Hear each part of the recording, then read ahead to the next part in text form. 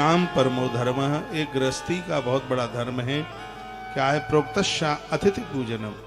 उसके घर में आने वाले अतिथि को आदर दे। एक बात और सुन, पैसों में कमी, धन में कमी तब आती है जब उसको व्यसनों के ऊपर खर्च किया जाता है। आज नहीं तो कल, कल नहीं तो बरसों के बाद धन में कमी आ जाएगी। लेकिन जो धन धर्म में खर्च हो, जिस पैसे की रोटियां भूखों की भूख मिटावे, उन रोटियों में कभी कमी आ ही नहीं सकती। आप देखते हैं घर में 4 लोग होते हैं, उनका खर्चा चलाना रसोई का मुश्किल होता है। कभी सिलेंडर गया, कभी दाल गई, कभी चावल गया, कभी चाय चीनी नहीं है।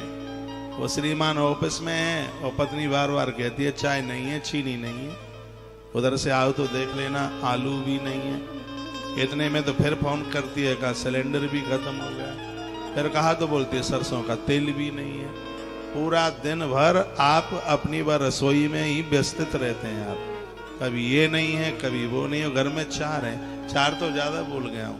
रिंकू, रिंकी और बबलू और मोहिनी, बस इतने ही तो है। ज्यादा और होगा तो डुकरा और डुकरी, बस यही है। खर्चा चलाना मुश्किल होता है।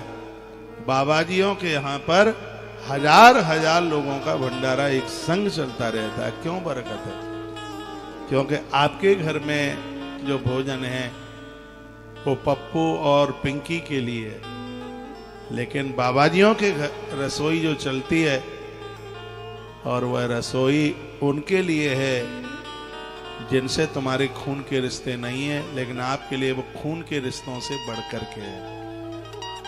आपकी रसोई उनके लिए चलती है जिनको आप हृदय से बहुत चाहते हैं।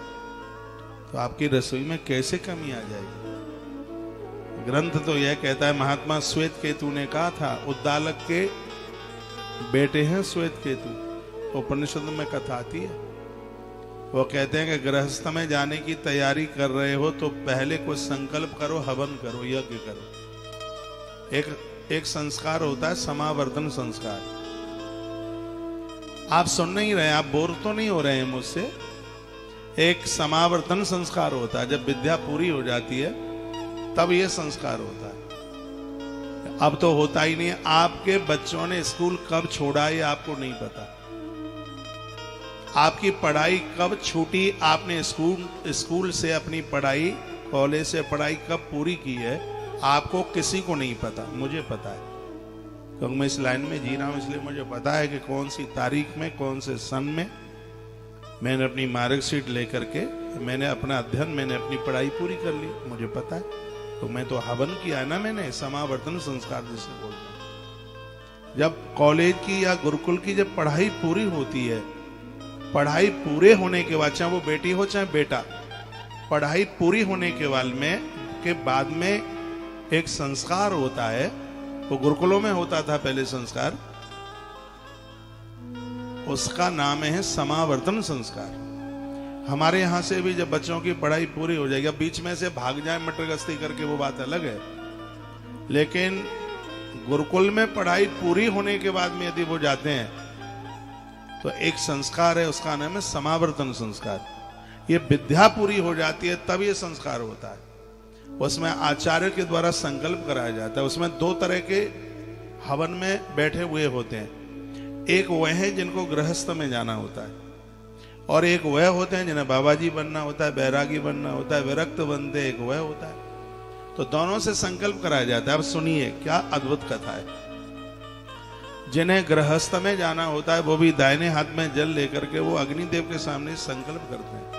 समावर्तन संस्कार में बेटियां, बेटा कोई भी है, वो कहते हैं कि हम ये संकल्प कर रहे हैं कि माता पिता को, सास ससुर को, बेटियां हैं तो हम भगवान से भी ज्यादा मानेंगे।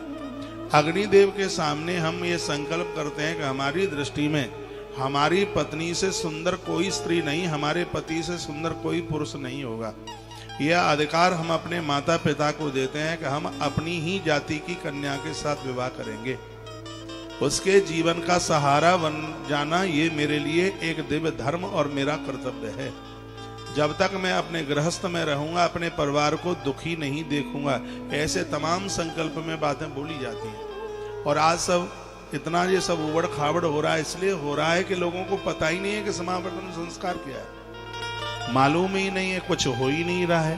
पहले संकल्प किए जाते थे, और इस संकल्प के साथ में कोई यदि गृहस्थ को स्वीकार करता, वो कहता था उसमें संकल्प करके, मैं अग्निदेव के सामने संकल्प करता हूं, मैं भूखा रह जाऊंगा लेकिन मेरे दरवाजे पर आने वाले किसी अतिथि को भूखा नहीं रहने दूंगा।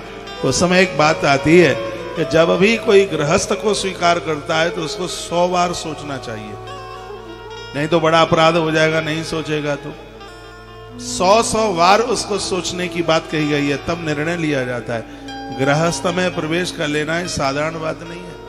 4 आश्रमों में सबसे बड़ा आश्रम है गृहस्थ, इसलिए गृहस्थ न होता तो ब्रह्मचारी नहीं होता, गृहस्थ नहीं होता तो गृहस्थ भी नहीं होता, गृहस्थ न होता तो वानप्रस्थी भी नहीं होता, और गृहस्थ नहीं होता तो सन्यास आश्रम भी नहीं होता, क्योंकि इन चारों आश्रमों को भोजन गृहस्थ के दरवाजे पर ही मिलता है। तो वहां पर श्वेतकेतु ने एक बात कही है, वो सुनिए। तो वो कहते हैं कि जब आप गृहस्थ में जा रहे हैं तो ही गृहस्थ में जाना जब आपके दरवाजे से कोई भूखा ना जाए, इतनी सक्षमता हो तुम्हारे पास, सबको अन्न पानी दे सके तो गृहस्थ में जाना, नहीं तो गृहस्थ में प्रवेश करने की बिल्कुल जरूरत नहीं है। ये उनका ये शब्द था, आवे अतिथि द्वार पर करो सकल सम्मान, ना जाने किस भेष में आ जाए भगवान। इंतजार करो, प्रतीक्षा करो कि हमारे दरवाजे पर भगवान ही कोई न कोई रूप धारण करके तो नहीं आ गया, उसको जमाइए। जब कोई विरक्त में जाता है तब वो भी संकल्प करता है, वो कहता है कि आज से मेरे माता पिता मेरे गुरुदेव हैं, जो विरक्त जीवन जीता है उसके सनौफ में गुरुजनों का ही नाम आता है, उसके आधार कार्ड में या वोटर आईडी में, जहां भी कागज बागजों में सनौफ में उसके गुरु महाराज का ही नाम होता है। उस समय वो संकल्प करता है कि हाड़ मांस की स्त्री तो बहुत है, बड़ी बात है, मैं तो काठ की स्त्री से भी मैं दूर रहूंगा, नारी में मैं मातृत्व भाव का मैं दर्शन करूंगा, ऐसा मैं कोई काम नहीं करूंगा जिससे मेरी कुल परंपरा लज्जित हो जाए। जब गुरुकुलों में पढ़ाई करके कोई विद्वान बन करके और फिर कोई साधु बनता है तो क्या वह कभी गलती करेगा? कभी भी नहीं। आज के समय में हर 6 महीने के बाद में साधुओं के ऊपर उंगलियां उठाई जाती हैं, ये वही महात्मा है, वारसे नाम से तो महात्मा है, उनको ना उन्होंने गुरुकुल देखा, ना गुरुकुलों की सभ्यता देखी, ना गुरुकुलों के संस्कार देखे, और उन्हें एकाद की वजह से पूरा साधु समाज लज्जित होता है। आजकल तो बाबाजियों से इतना भय लगने लगा है, अब तो थोड़ा इस समय साल 2-3 साल से थोड़ी भगवान की बड़ी कृपा है, नहीं तो लोग निकल के जाते थे तो युवा ये लड़के क्या कहते थे, अब मैं नाम नहीं बताऊंगा, उन साधुओं का नाम लिखे, देखो ये वो जा रहा है, देखो ये वो जा रहा है, देखो ये वो जा रहा है। युवा बच्चों ने भी अपने माता पिता के ऊपर इतनी रोक लगाई कि घर में खबरदार यदि बाबा जी को घुसने नहीं दिया जाए। मैं निवेदन करना चाहूंगा, कल भी संत थे, आज भी संत है और कल भी संत रहेंगे। 2-4 बिगड़ जाएं उससे आप ये नहीं कह सकते कि संत समाज समाप्त हो गया है, ये आप नहीं कह पाएंगे। जिस दिन साधु नहीं होगा उस दिन ऊपर आकाश और नीचे धरती नहीं होगी, रसा रसातल जाइए तब ही धरती फट जाएगी।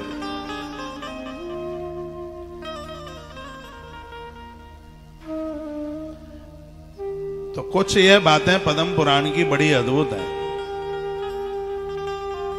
ग्रहिणाम परमो धर्म प्रोक्तश्चा अतिथि पूजनम, गृहस्थ का एक बहुत बड़ा धर्म है, वो अतिथि का मान करे। उसके दरवाजे पर भूखा प्यासा कोई भी चल करके आता है, उसकी तरफ से सबके लिए भोजन हो। तब फिर गृहस्थ में रहकर कैसे भगवान मिलता? 60,000 वर्ष तक तब विश्वामित्र जी ने किया, भगवान का दर्शन नहीं हुआ। भगवान का दर्शन करने के लिए गृहस्थ महाराज दशरथ के दरवाजे पर विश्वामित्र भगवान प्रभु राम का दर्शन करते। ये जरूरी नहीं है कि महात्माओं को भगवान पहले मिलता है, ऐसा कुछ भी नहीं है। जो लोग अपने गृहस्थ धर्म को संभाल करके जीवन जीते हैं परमात्मा अतिथि बनकर के उनके दरवाजे पर दर्शन देने के लिए आ जाता है, किसी न किसी रूप से चल करके आ जाता है। तालियां को जोर से तो नहीं बजा दिया आपने। तो वहेंती अतिथि पूजायाम दक्षताम गृहीतो यदि, दरवाजे पर आया हुआ अतिथि उसे भगवत स्वरूप समझ करके उसका आदर कीजिए, उसका मान कीजिए, सम्मान कीजिए। जिसका ना तो नाम आपको जानकारी है, ना गोत्र जानकारी है, ना कोई आपका रिश्तेदार है, ऐसा चलता फिरता हुआ व्यक्ति आ जाता है, उसे बिना भोजन के मन जाने दीजिए, आनंद हो जाएगा। इसमें आप उदार बने, घर की चीजों को खत्म न होने दें। गुड़ मिले तुम्हारे घर में 4 साल का, घी मिले 4-4 साल पुराना, दाल 5-4 साल पुरानी मिले, पॉलीथिन में आटा नहीं क्विंटलों में पिस करके आवे। इंतजार करते रहिए मेरे दरवाजे पर कोई आवे। रिश्तेदार आवे खुश हो जाइए। ज्वाइंट रिश्तेदारों को कोई पूछता ही नहीं है। सास का भाई आ जाए वो तो सबका ज्वाइंट है, कौन पूछेगा। अपना भाई आएगा उसके लिए तो कलाकंद, उसके लिए तो ऐसा नाश्ता बनाते हैं, भरेमा पराठा। जी पे पानी आ रहा है, ज्यादा नहीं बोलूंगा। अपने भैया के लिए, और वो साजे वाला रिश्तेदार आ गया, कोई पूछता नहीं है। फिर कहते हैं हम दुखी हैं, हम तकलीफ में, पैसा टिकता नहीं है, पति को चिड़चिड़ापन है, बच्चे बात नहीं मानते। इस प्रकृति का रसूल है। आप जो जैसा व्यवहार प्रकृति के साथ करेंगे वैसा ही सुख और दुख, हानि और लाभ वैसा ही प्राप्त होगा। आप बढ़िया जीवन जीते हैं, छाती चीर दूं, दुख हो जाए जीवन में कभी। सच तो यही है कि भगवान मंदिर में कितने भगवान को मिले, भगवान को पता होगा कितना मिले। छाती चीर करके दिखा दोगे तो भगवान का दर्शन आपके हृदय स्थल में हो जाएगा। ऐसा जीवन जीने की कोशिश तो कीजिए, रोज इंतजार कीजिए।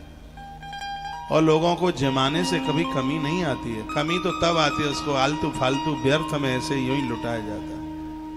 पैसे का सदुपयोग होता है। और सच तो यही है कि धन तो लोगों को अन्न के लिए, लोगों को भोजन कराने के लिए, लोगों को जीवन देने के लिए, लोगों की हेल्प, लोगों का सहयोग करने के लिए। सो धन धन्य प्रथम गति जाकी, धन्य पुण्य रति मति सोई पाकी। धन की पहली गति ही यही है। अपनी बुद्धि को ठीक रखना चाहते हो तो इस धन से पुण्य कमाओ। पुण्य 2 प्रकार से कमाया जाता है, एक धन से और एक देह से। इन दोनों को खपा दो अच्छे कामों में। आज कथा के आरंभ में मैं एक बात बोल गया हूं, और जिसको बोलकर मैं बड़ा खुश हूं, और मैं सोच के नहीं आया। मैंने ये बोल दिया 10 साल खूब मेहनत करना है, 10 साल विश्राम ना करें तो क्या फर्क पड़ जाएगा। बाद में कर लेंगे ना, जब बूढ़े हो जाएंगे तब विश्राम कर लेंगे। तब ये 10 साल का जो समय है वो विश्राम करने का नहीं है, तो विराम लेने के लिए नहीं, वो सबके जीवन में है। लगे रहिए, करते रहिए, बढ़ते रहिए। दिन को दिन, रात को रात नहीं कहनी है। आपके उत्साह को जिंदा बना रहने दीजिए। सब रिंकू टिंकू डबली और बबली के ही नहीं, आपके आसपास सर्दी आ रही है। जन्म पत्री दिखाते हो, मेरे पास भी 20 जन्म पत्री ले आते हो, मैं जन्म पत्री देखता नहीं। कहते हैं शनि लग गया, राहु लग गया, केतु लग गया, ये लग गया, वो लग गया। मैंने कहा सगरे ग्रह तुम्हारी आरती उतारेंगे। आ रही है सर्दी, अपने अगल बगल उस दादी को देखिए कोरोना में जिसका बेटा चला गया। और दादी को देखें जिसकी बहू नौकरी के लिए जाती है, बेचारी को 5000 रुपया मिलता है। ऐसी बहनें मेरे पास आती हैं, बेचारी के 2 बच्चे हैं, उसकी सास है, ससुर भी नहीं है, पति भी नहीं है। 5000 रुपया मिलता है, किराए के मकान पर रहती है, उसमें से 2500 किराए में चला जाता है। 2500 में वो कैसे गुजारा करती है। ईश्वर ने आपको 2 पैसे ज्यादा दिए, उस बुढ़िया माँ का सहयोग करें आप, उसके बच्चों की पढ़ाई में आप सहयोग कर दें। सबसे बड़ा तो यह कि ये है आज पूरी दुनिया में क्रिश्चियन पाम पसार रहा है। क्या है उनके पास में? बस वही है कि वो लोगों की हेल्प करते हुए उनको कन्वर्ट कर रहे हैं। यदि हम सनातनी लोगों के जीवन में एक दूसरे की हेल्प करने की यह योग्यता होती, ये काबिलियत होती, तो सच मानिए हमारे धर्म को तो कोई डिगाने वाला नहीं था, हमारे धर्म को कोई हिलाने वाला नहीं। हमारे यहाँ तो कोई रपट करके गिर जाए तो मुस्कुराते हंसते हैं, हाँ और देख ले, वो ऐसा बोलते हैं। लेकिन मैंने अमृतसर के मंदिर में किसी को फिसलते हुए देखा, 4 सरदारों ने उस गिरते हुए व्यक्ति को हाथों पर ले लिया, उसको गिरने नहीं दिया, या तो ठोकर मार करके चले जाए। ऐसा नहीं हो, बिल्कुल भी नहीं हो, कभी भी नहीं हो। लोगों की हेल्प कीजिए, सहयोगी बनिए, उनको देख के मुस्कुराइए मत। आज वो गिरा, कल हम भी तो गिर सकते हैं। किसी का एक्सीडेंट हुआ, मैंने गाड़ी रोकी, 3-4 साल पुरानी बात है। मेरी गाड़ी में कोई बैठे थे, वो आज है नहीं, दुनिया छोड़ के ऊपर चले गए। उन्होंने कहा, महाराज जी गाड़ी मत रोकिए, आप इनको बचा रहे हो, अभी रिपोर्ट तुम्हारे नाम होगी, लोग ये कहेंगे एक्सीडेंट तुम्हारी गाड़ी से हुआ है और दिक्कत तुम्हें हो जाएगी। मैंने कहा, यदि इस व्यक्ति के प्राण बचाने के लिए यदि केस कोई मेरे ऊपर लगता है तो मैं इसको कबूल कर लूंगा, बिल्कुल मैं बोल दूंगा ठीक है। यदि कोई ऐसी, यदि मेरी हेल्प करने से इस व्यक्ति के प्राण बच जाए, हमने उसे गाड़ी में डाला, अस्पताल पहुंचाया। यदि डॉक्टर साहब ने कहा था यदि 20 मिनट और देर हो जाती, खोपड़ी फूट गई थी पूरी, कहा कि ये व्यक्ति बच नहीं पाता। और मैं एक डॉक्टर्स की मैं बात कहता हूं, वो कहते हैं तुम इंसान नहीं हो, मैं तुम्हें भगवान देख रहा हूं कि तुमने एक आदमी के प्राण बचा दिए। मेरे साथ बैठा हुआ मेरा व्यक्ति मुझे बोलता है कि पुलिस तुम्हें परेशान कर देगी, तुम्हें जाना पड़ेगा थाने। मैंने कहा कोई चिंता की बात नहीं, जो हमारा धर्म है उसको हम पूरा करें। हम लोगों के सहयोगी न बने, हम लोगों के काम न आए तो 70-70, 80-80 किलो वजन काय के लिए ढोते फिर रहे हैं। मुझे 4 सरदारों ने गिरते हुए व्यक्ति को जब उठाया, मैंने उन्हें प्रणाम किया। मैंने कहा मैं धन्यवाद तुम्हें देता हूं और गुरु नानक देव को प्रणाम करता हूं जिन्होंने तुम्हें ऐसे संस्कार दिए, गिरते हुए को बचा। एक वो भजन बनाया था किसी ने, कुमार बिसु का है वो भजन है, कभी प्यासे को पानी पिलाया नहीं है, बाद में आंसू बहाने से क्या फायदा। वो ऐसी कुछ पंक्तियां मुझसे आती नहीं है ज्यादा, पर वो मैंने सुना है। सच यही है, खूब करते हैं, गया जाते हैं और सब जगह तीर्थ जाते हैं, लेकिन जिनकी हेल्प की जरूरत है, दूसरों को तो छोड़िए, अपने घर में बुजुर्ग हैं उनके हेल्प नहीं कर पाते, उनके सहयोगी नहीं बन पाते। अरे पूरी प्रकृति को आपकी जरूरत है। हम लोग क्या कर रहे हैं, हम इसी में ही सबसे बड़ी पूजा इसको मानते हैं। जरूरतमंद लोगों के लिए हम कितने भाग्यशाली हैं। वर्ष में कितनी बेटियों का विवाह होता है। ईश्वर ने बड़ी कृपा करी है, सोच है ये, ईश्वर ने मानव देही दी है, मनुष्य जीवन दिया है। बस एक ही बात पढ़ ली है, किसी के काम जो आए सच में उसे ही इंसान कहते हैं, और दूसरों का दुख जो अपना ले उसे अपना दुख समझ ले, बस उसे ही भगवान कहते हैं। वही भगवान है वो। ताली मत बजाओ, मुझे कोई फर्क नहीं पड़ेगा। मैं पद्म पुराण के माध्यम से मैं आपको निवेदन करूंगा, आप अपना शनि उतारना चाहते हो तो 1.5 लीटर तेल चढ़ाने से नहीं उतरेगा ये। आप अपना शनि उतारना चाहते हो तो बुजुर्गों की सेवा करने से उन्हें कंबल दे दो ना, उन्हें वहां तेल चढ़ा दोगे तो वो सब घूम घाम करके फिर वहीं चढ़ता रहेगा। वो ऊपर से चढ़ेगा, टैंक में जाएगा, फिर बिकेगा, फिर चढ़ेगा, फिर जाएगा, फिर आएगा, फिर जाएगा, वो चक्कर लगाता रहेगा तेल। आप खूब नारियल फोड़ रहे हैं मंदिर में, खूब नारियल चढ़ा रहे, नारियल चढ़ गया 10 रुपए में बिक गया, फिर आ गया, फिर चढ़ गया, फिर बिक गया, फिर आ गया, वो चक्कर लगा रहा है। मैं विरोधी नहीं हूं, मैं पक्का सनातनी हूं, नारियल में चढ़ाता हूं ना भगवान को, लेकिन मैं ये नहीं समझता हूं कि बिल्कुल कि खाली सिर्फ नारियल चढ़ाने से ही काम बन जाएगा।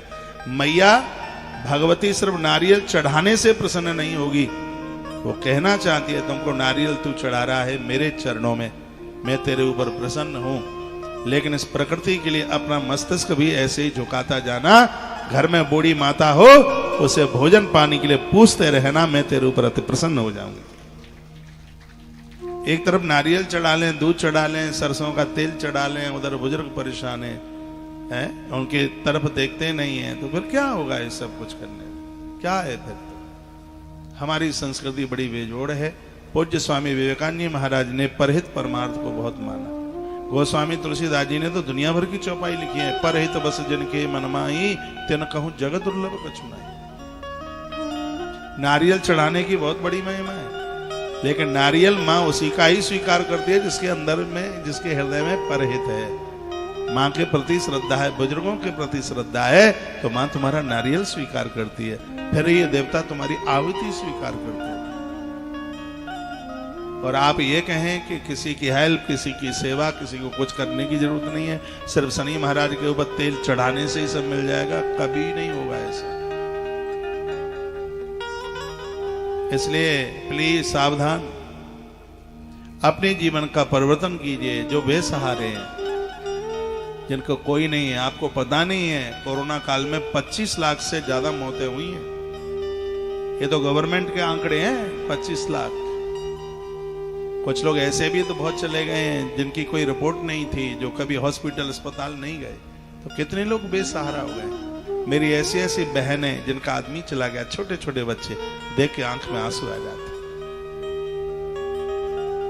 10-20 बच्चों के लिए तो मैंने वायदा किया है, उनकी बेटियों की शादी के लिए, उनकी पढ़ाई के लिए, जो बनता है मैं भेजता हूं। ऐसे आपके गली मोहल्ले नगर गांव में ऐसे बहुत परिवार हो सकते हैं।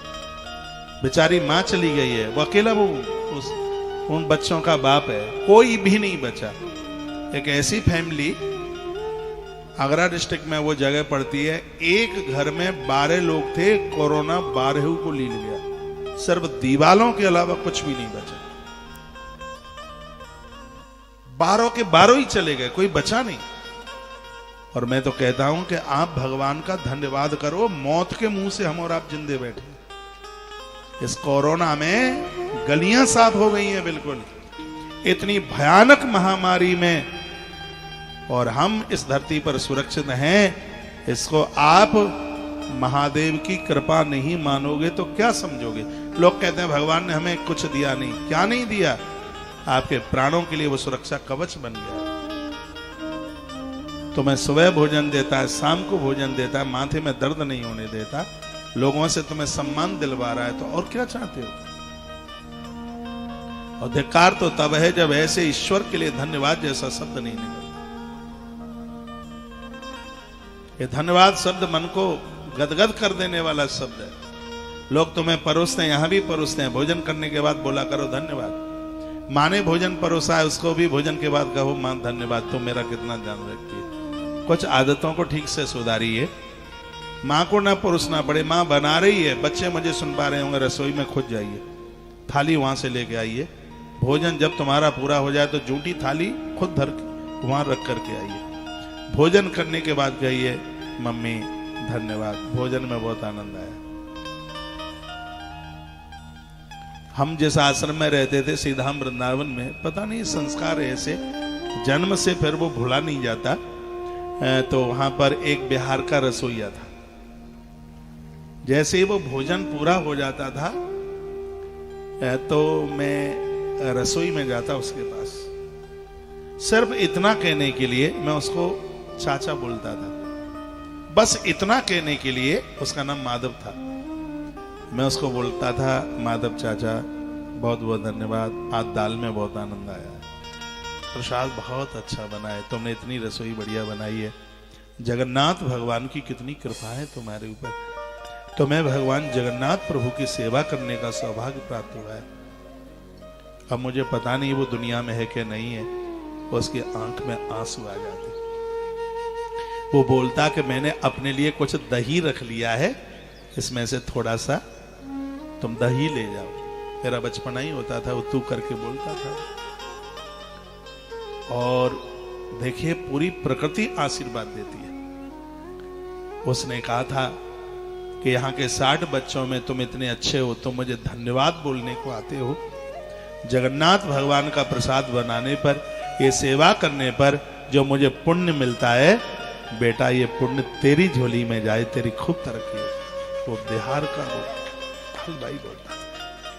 कभी कभी मैं अपनी रसोई में, आश्रम की रसोई में जाता हूं तो उसकी छवि मेरी आंखों के सामने घूम जाती है। अपने रसोइयों को देख करके मुझे कभी कभी लगता है कि ये लोग उतने बढ़िया क्यों नहीं। अब ये मुझे सुन पा रहे हो तो उनको बुरा ना लगे, बस यही है कि मैं हृदय में बात दबाता नहीं हूं, बात आती है तो मैं बोल देता हूं। मैंने इतने बड़े अच्छे रसोइया को देखा, वो रोता था खुशी में, प्रसन्नता में, रुपया उसको थोड़ा सा, परिवार चलाने के 1500 रुपया मिलता था उसको बस महीने का उस आश्रम से। लेकिन वो खुश कितना था, शायद कोई 1.5 लाख रुपया पाकर के इतना प्रसन्न नहीं हो सकता। कंठ भरा हुआ उसका तुलसी के मारे, पूरा कंठ भरा हुआ होता था, मिनट मिनट में हाथ धोता है। तो वो सोचता है कि रसोईया तो बहुत हैं, हलवाई बहुत हैं, लेकिन जगन्नाथ भगवान की कितनी बड़ी कृपा है और इन्होंने अपनी सेवा मुझे दे दी। और वो रो पड़ता था। जब मैं उससे बोलने को जाता था, माधव चाचा बहुत बहुत धन्यवाद, आज तुमने खीर बहुत अच्छी बनाई है। ऐसा लग रहा था कि तुमने राम रस बिल्कुल तौल के डाला है क्या। उसके हाथ में इतना हुनर था कि बाहर से नमक लेने की जरूरत नहीं पड़ती थी। तो ये मैं बात इसलिए कह रहा हूं कि जब मैं उसे धन्यवाद बोलने को जाता, वो कितना खुश होता। जब वो हलवाई धन्यवाद बोलने से इतना खुश होता है, आप बच्चे भोजन करके और माँ को आप धन्यवाद जैसा शब्द प्रयोग में लें, माँ कितनी खुश होगी। माँ कहेगी मेरी कोख धन धन हो गई, मुझे ऐसे बेटा और मुझे ऐसी बेटियां प्राप्त। कभी पापा को भी धन्यवाद, भाई लोगों को धन्यवाद। अकड़ किस बात की, अपना तो है क्या, नाम भी तो अपना नहीं है, नाम भी किसी दूसरे ने दिया है, शरीर किसी दूसरे ने दिया है, पता नहीं फिर भी ऐंठ और अकड़ इतनी है। दरवाजे पर आने वाले आगंतुक अतिथियों का बहुत आदर कीजिए। ये ग्रंथ कहता है तदा प्रयोजनम तेषाम किमन्य पुण्य कर्म भी। ये कहिए कि मेरा कितना पुण्य है, आज मेरे दरवाजे पर भगवान ही ये रूप धारण करके और आज प्रसाद पाने के लिए, भोग लगाने के लिए आया। ये मेरे सामने ग्रंथ रखा है, पद्म पुराण है, मैं इसमें से बोल रहा हूँ बात, इसमें से श्लोक बोल करके और उसका व्याख्यान कर रहा हूँ। अच्छा लग रहा है बोलने में। पद्म पुराण का सृष्टि खंड है, सबसे पहला खंड है पद्म पुराण का सृष्टि खंड, और यह बड़ा अद्भुत ग्रंथ है। इसकी महिमा बहुत अद्भुत है। 55,000 श्लोक का खंड है पद्म पुराण और इसके 6 खंड है। बाजार में इसकी कीमत लगभग 20,500 रुपया है, लेकिन यह तो बड़ा अनमोल है। पैसों से इसका मूल्यांकन नहीं किया जा सकता, जिसमें जीवन जीने की पूरी विधा का, पूरे विधान का वर्णन किया गया। अतिथि सेवा की बात कही गई। यसन श्रूयते नाम न च गोत्रम न स्थितम अक्षमाद ग्रहे योगच्छद सो अतिथि प्रोच्यते वदई। जो अचानक चल के आ जाता है, आपके गांव से, देहात से लोग आ जाते हैं, वहां कोई मरीज है, बीमार है, वो उसे एडमिट कराने को आया, घर से सोच के गया है रामू भाई हमारे यहाँ के रहते हैं, हम वहां रहेंगे, चकाचक काय चीज की कमी है। आप अपने लिए कुछ भी ना कर पाए, जब आपका गांव पड़ोस का कोई रामू आ जाता है, उसको कहीं उस शहर में कोई जानता नहीं है, उसको रहने को जगह नहीं है, वो किसी मरीज को लेकर के आया है, तो यह समझिए उसको देख करके स्वयं भगवान ही तुम्हारे यहाँ चल के आ गया है। ऐसे लोगों का आदर होना चाहिए। अतिथि सेवा बड़ी अद्भुत है। ब्राह्मणा क्षत्रिया वापी वैश्या वा वृषलाप्स्तथा ग्राह ग्राहक पूज्या ही विष्णु तत्वदर्शवा। चारों वर्णों में से कोई भी आ जाए, चतुर्थ वर्ण का व्यक्ति, तीसरे वर्ण का, दूसरे वर्ण का, पहले वर्ण का, कोई भी चल करके आए, विष्णु तत्वदर्शी।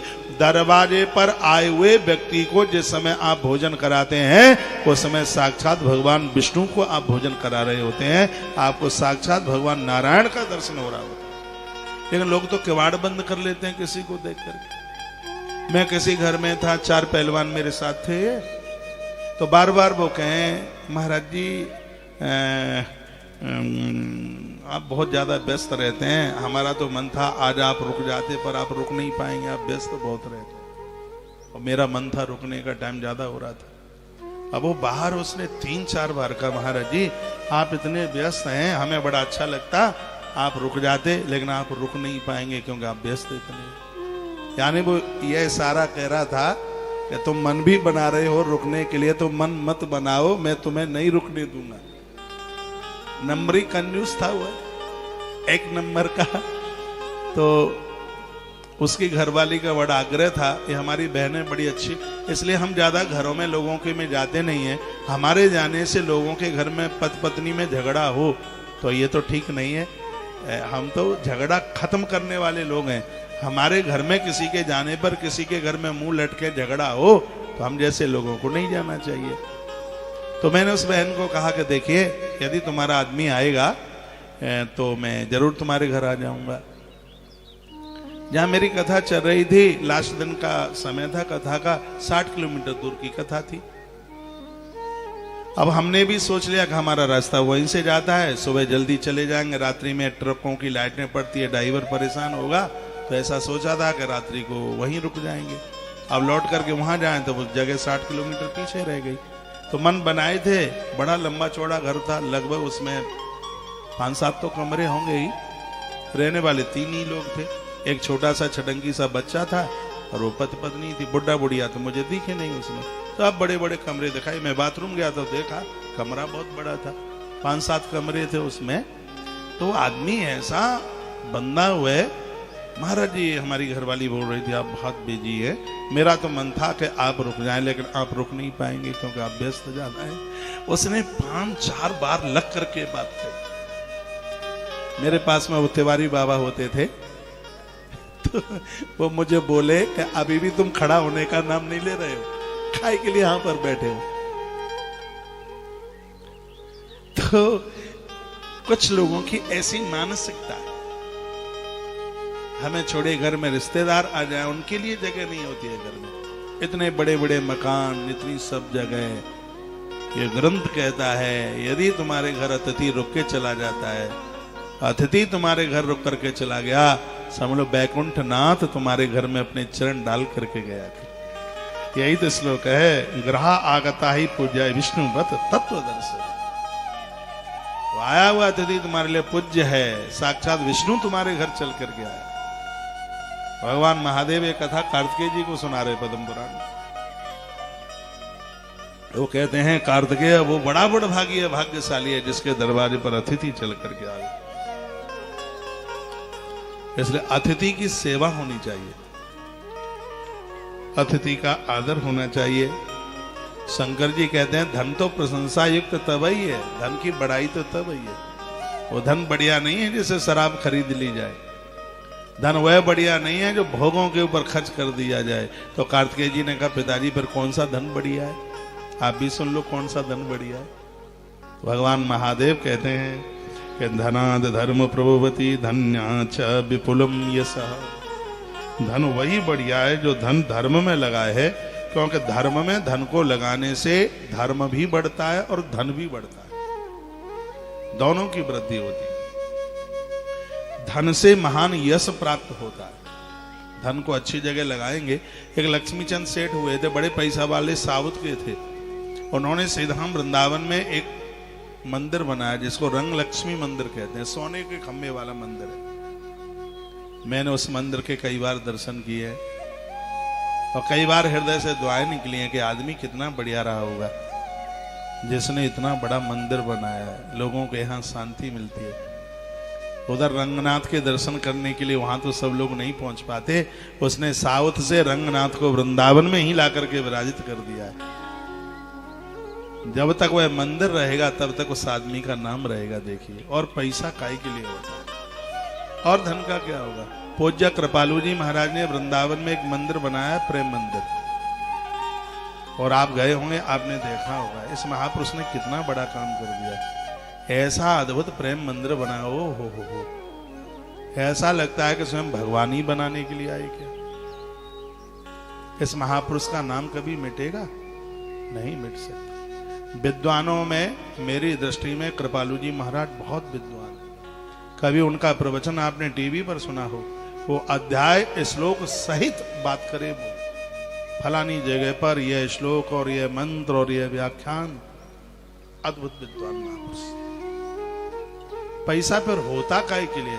बहुत बाबा जी ऐसे मर गए बैंक में 200 करोड़, अब चेले लड़ रहे हैं, मुकदमा चल रहा है। ऐसा बहुत है, ऐसा भी है, 200 करोड़ छोड़ गए, अब उसमें गद्दी की लड़ाई हो रही है, झगड़ा हो रहा है। हम तो कहते हैं कि चेले के जहर से बचना चाहते हो तो जो भी फंड पैसा भक्तों का आया है अपने हाथों से संग ही लगा दो, पीछे को छोड़ो ही मत। आप जो पीछे रहेगा अपने आप चलाएगा, जैसा होगा वैसे चलाएगा। लेकिन पैसा के लिए तुम्हें सल्फास घुला करके पिला दी जाए ऐसा मत करना बिल्कुल भी। नहीं तो ज्यादातर ऐसे फिर तो गुरुजी को सल्फास ही मिलेगी, वो भी दूध में केसर में मिला करके इतना घोटेमा दिया जाता है सो फुक से गुरुजी की हवा निकल जाती है। फिर पता ही नहीं लगता कि लुढ़क कब गए। फिर चेकअप टेस्ट बेस्ट कराते रहो। वो तो गए ऊपर और यही ज्यादा होता। धन्य है कृपालु जैसे महाराज जिन्होंने ये अद्भुत कार्य कर दिया धरती को। वृंदावन में जो आता है वो प्रेम मंदिर दर्शन करने को जाता है। धन्य है पूज्य हरिदास जी महाराज, श्री बिहारी जी महाराज आज जगत के कल्याण में लगे हुए। राजा ने प्रणाम किया था। हरिदास बड़े अच्छे महात्मा, बगल में वृंदावन में ही बगल में राजपुर है, वहां के वो जन्मे थे। तो राजा ने प्रणाम किया, कहा हमारे लिए आदेश करो। तो उन्होंने कहा कि आदेश क्या है? संदेश है। संदेश है कि बिहारी जी के लिए मंदिर बनवा दो। मंदिर बन गया, बड़ा सा मंदिर बन गया। पैसा भगवान ने दिया है, इसको धर्म सतयुग में, इसको सत्कर्म में खर्च कर लीजिए। भगवान महादेव कहते धनाद धर्म प्रवक्ष्यामि धनाच्छ विपुलम यश। धन से ही धर्म बढ़ता है, धन से महान यश की प्राप्ति होती है, धन से ब्राह्मणों का भंडारा होता है। ब्राह्मण को साधारण इंसान न मानो आप। ये मैं कहता हूं तो आप कहते हैं जाति बिरादरी वाली बात करें, ऐसा नहीं है। जैसे शब्द से, जिस धातु से विष्णु शब्द बना है और उसी से ब्राह्मण शब्द बना है। भगवान विष्णु ऊपर के लोगों के मालिक हैं, तो ब्राह्मण धरती का देवता है। गोस्वामी जी ने कहा बंदव प्रथम महीश्वर चरणा, मैं सबसे पहले ब्राह्मणों को प्रणाम करता हूं, क्योंकि इनकी कृपा से जीवन में मोह और संशय नहीं रहते। ये उन्होंने लिखा है, ये रामायण में लिखा है। तुलसी वृक्ष न जानियो गायन समझो ढोर, ब्राह्मण मनुजन होत है ये तीनों नंद किशोर।